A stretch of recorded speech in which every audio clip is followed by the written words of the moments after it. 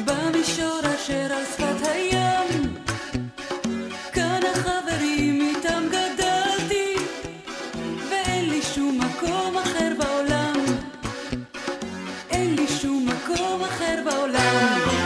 הקמת הקונגרס העולמי של יהודי גיאורגיה, ואכן לאחר מאמצים עיקשים ועבודה קשה, ב-22 בינואר 2003 נוסד הקונגרס העולמי של יהודי גיאורגיה, שבראשו עמד הנשיא הראשון, אביו המנוח של גבריאל, משה מירילשווילי, אדם שהיה צדיק, צנוע ומלא חן.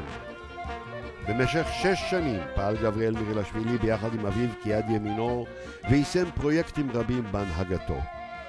ב-10 באפריל 2009 משה מירילשווילי הלך לעולמו.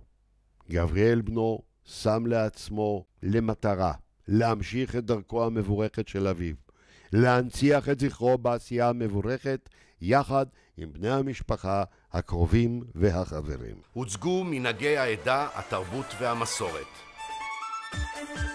לאירוע הגיעו אנשי העדה מכל קצוות הארץ.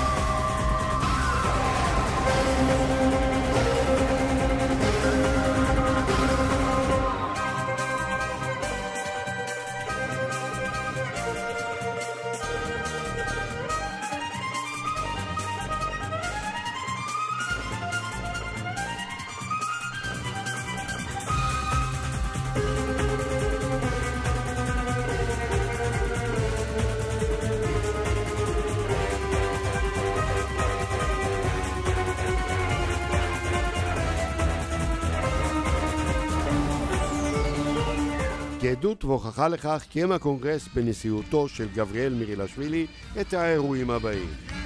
הוכנסו 3 ספרי תורה לבית הכנסת של הכותל. האירוע נערך במעמדם של 2 הרבנים הראשיים לישראל, הגאונים הרב יונה מצגר והרב שלמה עמאר.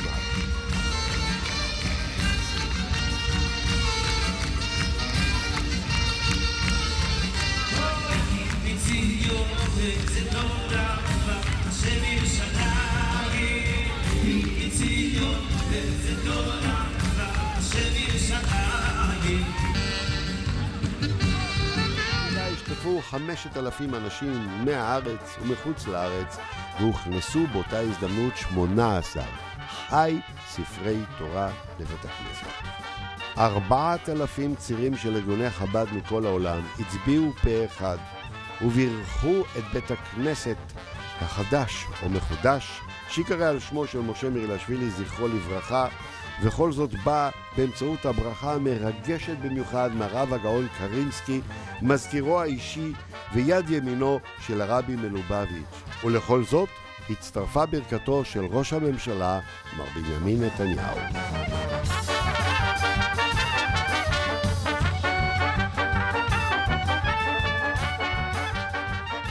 שלום לכם. אני מבקש לברך את קהילת יהודי גיאורגיה על פתיחת בית הכנסת בית משה בתל אביב ועל הכנסת 18 ספרי תורה לבית הכנסת. בית הכנסת נקרא על שם משה מירילשווילי זיכרונו לברכה, שהיה הנשיא הראשון של קונגרס יהודי גיאורגיה.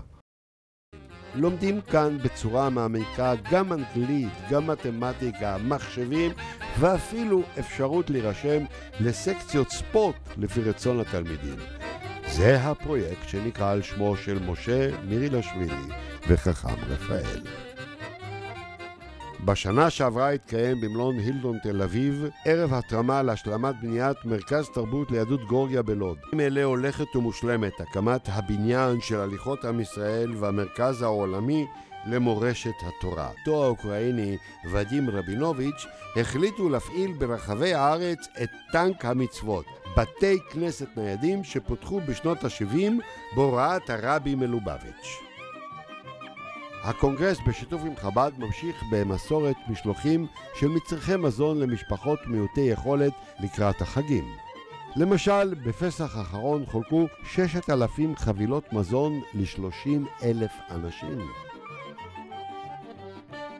לקונגרס גם חלק נכבד בארגון ובמימון של יום יהודי גאורגיה הנערך מדי שנה באשדוד. שם אתה יכול למצוא את הקונגרס מחלק פה מלגה לסטודנט, פה שייק. הקונגרס מוציא לאור באופן סדיר עיתון, רבעון, לוחות שנה וביטאונים יהודיים בעשרות אלפי גיליונות, וגם מפעיל אתר אינטרנט georgianjews.org. אתר למערך תוכניות לימוד לכל הגילאים.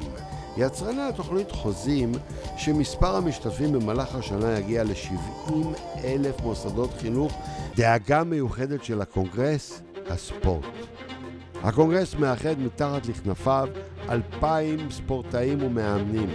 בזכות הקונגרס רבים מהם הפכו לאלופי עולם, לאלופי אירופה, לאלופי המשחקים הפרה-אולימפיים. מארגן כנסים בינלאומיים בהשתתפות מדענים מכל העולם בנושאים אקטואליים. האגודה העולמית של נשים היא חלק בלתי נפרד מהקונגרס. בראשה עומדת הסגנית הראשונה של ראש אגודת הסופרים הישראלית, הגברת תמר ממסטלו, שהוא יושב ראש ארגון פרו-ישראלי לאומי. כמו כן מתקיימות פגישות סדירות עם שרים, חברי כנסת, יושב ראש הכנסת ונשיא המדינה.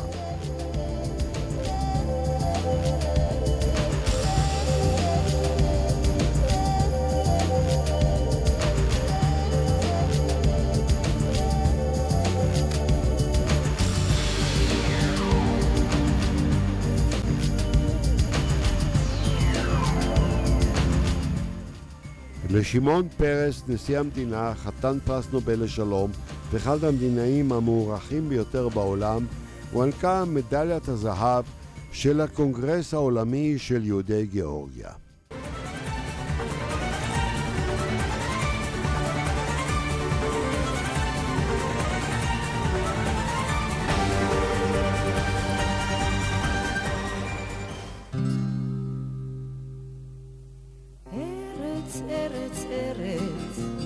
ארץ תחול לעיניו, והשמש לה כדבש וחלב.